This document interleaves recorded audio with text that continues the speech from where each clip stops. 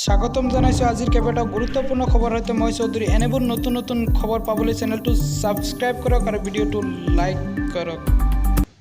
এটা big breaking news জনাব বিচাৰিছোঁ। কৰ্ম সম্পাদন কৰি ঘৰমুৱা হোৱা নাৰ্ছক ৰাজপথত ধৰ্ষণৰ অপচেষ্টা পেট্ৰল পাম্পৰ কেইজনমান যুৱকে। এই ঘটনা সংঘটিত হয় বিশ্বনাথ চাৰিআলিত। শনিবাৰে নিশা বিশ্বনাথ চাৰিআলিৰ দগাঁৱৰ ভাড়াঘৰৰ পৰা খোজকাঢ়ি চিকিৎসালয়লৈ আহি থকা নাৰ্ছক ধৰ্ষণৰ চেষ্টা কৰে কেইটামান লম্পটে। ৰাজপথতে খোজকাঢ়ি আহি থকা দুগৰাকী নাৰ্ছক দেখি খেদি গৈ হাতত ধৰি এই লম্পট কেইটামানে চলালে টনা আচোৰা। এই ঘটনা সংঘটিত 15 নং ৰাষ্ট্ৰীয় ঘাইপথৰ কাষতে থকা এটা পেট্ৰল পাম্পৰ সন্মুখত। পেট্ৰল পাম্পত কৰ্মৰত কেইজনমান কৰ্মচাৰীয়ে সংঘটিত কৰে এই ঘটনা। বিহাৰৰ পৰা আহি পেট্ৰল পাম্পত কাম কৰি আছিল এইকেইজন লম্পটে।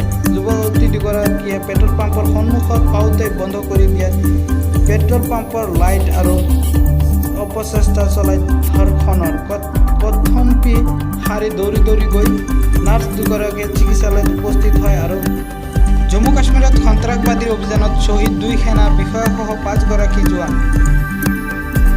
জম্মু কাশ্মীৰত কুপৱাড়াত সেনা সন্ত্ৰাসবাদীৰ মাজত শনিবাৰে পৰা চলি আছে সংঘৰ্ষত 2 সেনা বিষয়াসহ 5 গৰাকী জোৱান শ্বহীদ হৈছে। আৰক্ষীয়ে সংবাদ মাধ্যমক জনাইছে যে কুপৱাড়াত সন্ত্ৰাসবাদীৰ আত্মগোপন কৰি থকা খবৰ পাই সেনাই চলাইছিল অভিযান। আৰু এই অভিযানৰ পাছতে এই 5 গৰাকী সেনা বিষয়া সন্ধানহীন আছিল।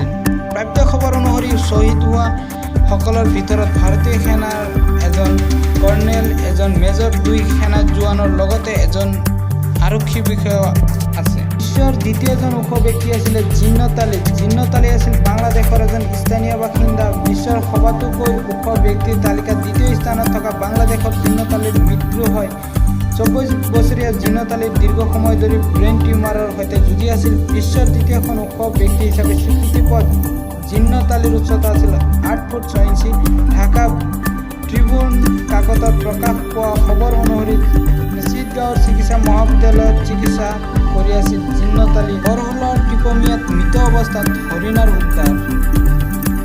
প্ৰকৃতিৰ নিৰ্জৰতাত খাদ্য সন্ধানত আহি এটি হৰিণা পশুৰ মৃত্যুমুখত পৰা ঘটনা বৰহোলাৰ টিপমিয়া গাঁৱত কৰুণ পৰিৱেশৰ সৃষ্টি কৰিছে। দেওবাৰে পুৱা পাহাৰৰ নামনিৰ পৰা খাদ্য সন্ধানত ওলাই আহি বৰহোলাৰ টিপমিয়া গাঁৱত প্ৰৱেশ কৰে। কিন্তু দুৰ্ভাগ্যৰ কথা যে হৰিণাটোক দেখি ঘৰচীয়া কুকুৰে খেদি নিয়াত এজন শিক্ষকৰ বাৰীৰ জেওৰাত লাগি পশুটোৰ মৃত্যু হয়। শিক্ষকগৰাকীয়ে লগে মাদপুৰ আৰক্ষীক অৱগত কৰাত হৰিণাটোৰ মৃত অৱস্থাত উদ্ধাৰ কৰে মাদপুৰ আৰক্ষীয়ে। মন্ত্ৰী হিমন্ত বিশ্ব শৰ্মাই দিলে ভাল খবৰ। এতিয়াৰ পৰা লকডাউনৰ সময়তো আপুনি আহিব পাৰিব অসমলৈ। শনিবাৰে এখন গুৰুত্বপূৰ্ণ সংবাদমেল সম্বোধন কৰি মন্ত্ৰী হিমন্ত বিশ্ব শৰ্মাই কেইবাটাও গুৰুত্বপূৰ্ণ ঘোষণা কৰে। বহিৰাজ্যৰ পৰা অসমলৈ আহিব খোজা লোকসকলৰ প্ৰসংগত কেইবাটাও গুৰুত্বপূৰ্ণ নিৰ্দেশ আগবঢ়ায় মন্ত্ৰীগৰাকীয়ে। আছাম ট্ৰেন্সপৰ্ট ৰিলিফ @gmail.com যোগে নিজে গাড়ী লৈ আহিব খোজা লোকসকলে মেইল কৰি জনাব পাৰিব। নিজে বাছ, টেক্সি আদিত আহিব খুজিলে মেইল কৰিব পাৰিব। এই মেইলতে পাছ প্ৰেৰণ কৰিব চৰকাৰে। ইয়াৰ লগতে বহিৰাজ্যৰ পৰা আহিব খোজা লোকসকলে মিছ কল দিব লাগিব এটা নম্বৰত। সেই নাম্বাৰটো হৈছে 7428159966। শনিবাৰৰ পৰা এই নাম্বাৰটো কাৰ্যকৰী হ'ব। এই নাম্বাৰত এবাৰ মিছ কল দিলেই হ'ব। মিছ কলৰ পিছত অপেক্ষা কৰিব লাগিব 48 ঘণ্টা। তাৰ পিছতে সেই নাম্বাৰত এটা লিংক প্ৰেৰণ কৰা হ'ব। সেই লিংকত পূৰণ কৰিব লাগিব ক'ৰ পৰা ক'লৈ যাব খোজে সেই তথ্যসমূহ। ইফালে 2000 টকাৰ বাবে যিসকলে পূৰ্বে চৰকাৰৰ সৈতে যোগাযোগ কৰিছিল তেওঁলোকে মিছ কল নিদিলেও হ'ব। অসম আৰক্ষীয়ে তদাৰক কৰিব এই প্ৰক্ৰিয়া। অতিৰিক্ত আৰক্ষী সঞ্চালক প্ৰধান GP সিং আৰু হৰমিত সিং ইয়াৰ নডাল বিষয়া। উল্লেখযোগ্য যে চৰকাৰী ব্যৱস্থাৰে আহিব খোজা লোকসকলে এই নম্বৰত মিছ কল দিব লাগিব।